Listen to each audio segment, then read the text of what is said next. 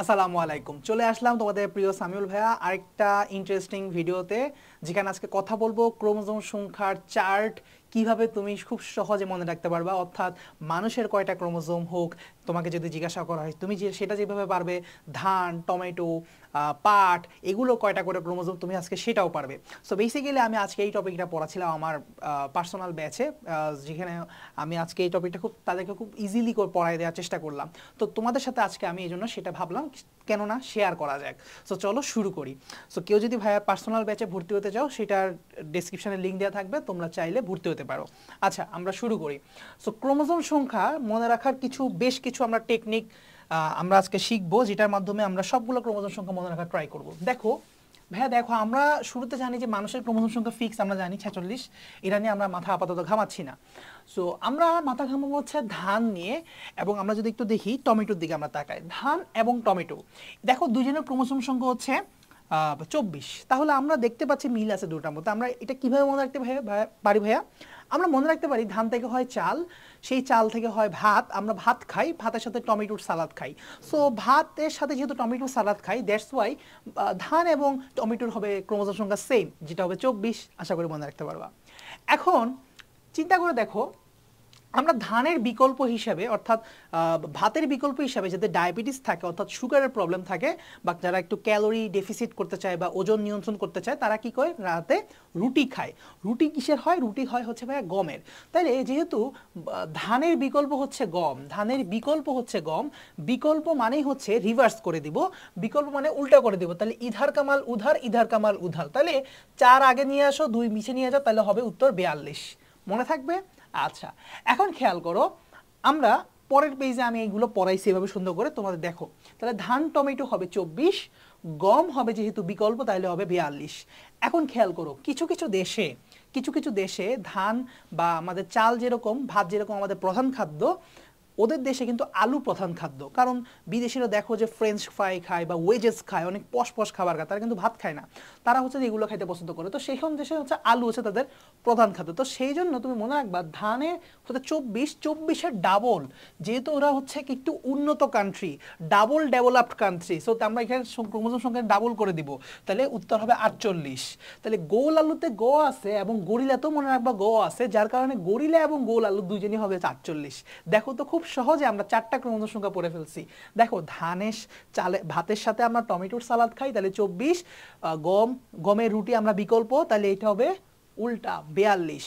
আর গোল আলু গরিলা এগুলো হবে 24-এর ডাবল, মানে অর্থাৎ 48। 5টা আমরা মুখস্থ করে ফেলছি, 1 2 3 4 5, 5টা মুখস্থ হয়ে গেছে। এখন আসো বলো ভাইয়া, মানুষের ক্রোমোজোম সংখ্যা হচ্ছে 46। সো একটা মেয়ের নাম হইতে পারে রেশমি বা রেশমা, রেশমা নামের একটা মেয়ে হইতে পারে। তাহলে রেশম পোকা ও রেশম থেকে রেশমার কথা মনে রাখতে পারো। তাহলে রেশমা যেহেতু একটা মানুষের নাম, তো রেশম পোকারও ক্রোমোজোম সংখ্যা হচ্ছে 46। ঠিক আছে?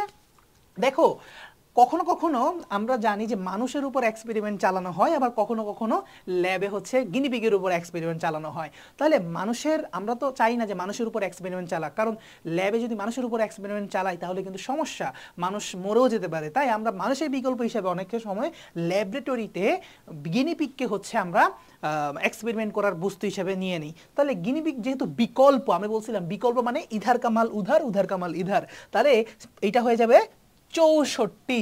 মনে থাকবে? আশা করি মনে থাকবে। দেখো কত সহজে আরো 3টা ক্রোমোজোম সংখ্যা মনে থাকলো, 5টা প্লাস 8টা হয়ে গেল। এখন আসো গরু ছাগলের ক্রোমোজোম সংখ্যা কত। দেখো, গরু মানে হচ্ছে ষাঁড়, গরু থেকে আমি মনে রাখবো ষাঁড়, ষাঁড় থেকে মনে রাখবো 60, ষাঁড় থেকে মনে রাখবো 60। তাহলে মনে থাকবে গরু ছাগলের ক্রোমোজোম সংখ্যা হচ্ছে 60। বুঝা গেছে? আচ্ছা, গরু ছাগল একসাথে মনে রাখবো। এখন আসো, আমাদের মোট 10টা শিখা হয়ে গেছে, 10টা শিখা হয়ে গেছে কিন্তু। আসো এখন হচ্ছে আমরা মনে রাখবো 14তে পরীক্ষায় আমি পাশ করব, 14 পেলেই পরীক্ষাতে পাশ করব। তাহলে পাট এবং শশা এরা হচ্ছে ক্রোমোজোম সংখ্যা কত কত কত? 14। ঠিক আছে, আরো 2টা মুখস্থ, 12টা। আসো 12 13 14 15, আরো 3টা মুখস্থ করে দিই।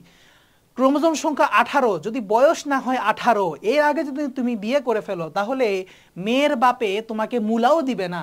18-র আগে বিয়ে করলে মূলাও দিবে না বাপে। মূলা, বাঁধাকপি, পেঁপে এগুলো হচ্ছে কি ক্রোমোজোম সংখ্যা 18। তাহলে 15টা ক্রোমোজোম সংখ্যা এমনি মুখস্থ হয়ে গেছে।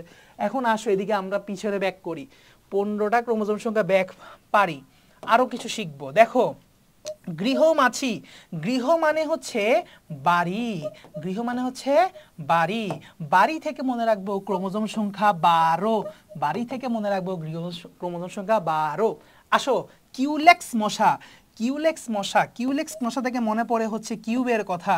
কিউবের জানি কয়টা সারফেস, একটা ঘনকের 6টা সারফেস। তাহলে কিউলেক্স মশার ক্রোমোজোম সংখ্যা কত? 6। মনে থাকবে? আশা করি মনে থাকবে। আসো সোনা ব্যাং, সোনা ব্যাং থেকে দন্তেশ্ব থেকে মনে রাখার চেষ্টা করি আমরা স্বাধীনতা দিবসের কথা। বলো তো ভাইয়া স্বাধীনতা দিবস কবে? বইলো না আবার 14ই ডিসেম্বর মাইল হবে কপালে, 16ই ডিসেম্বর মাইল হবে কপালে। স্বাধীনতা দিবস কবে? 26শে মার্চ। তাহলে দেখো ক্রোমোজোম সংখ্যা 26, মনে থাকবে? আশা করি মনে থাকবে। এখন দেখো গরু ছাগল আমাদের শিখা শেষ, 15, 16, 17, 18, আমরা 18টা শিখে ফেলছি। আর কি চাও? আমরা বাদ বাকিগুলো কিন্তু এমনিও মনে থাকবে। পেঁয়াজের ক্রোমোজোম সংখ্যা যে 16, এটা তোমার মনে থাকবে। সো আর তেমন কিছু বাকি নেই। তামাক বাকি থাকে এবং কবুতর বাকি থাকে। তামাক এবং কবুতর, তামাক হচ্ছে 28, কবুতর হচ্ছে 80। একটু মুখস্থ রাখলেই কিন্তু হয়ে যায়। তাহলে কেমন লাগলো জানাতে ভুলবা না।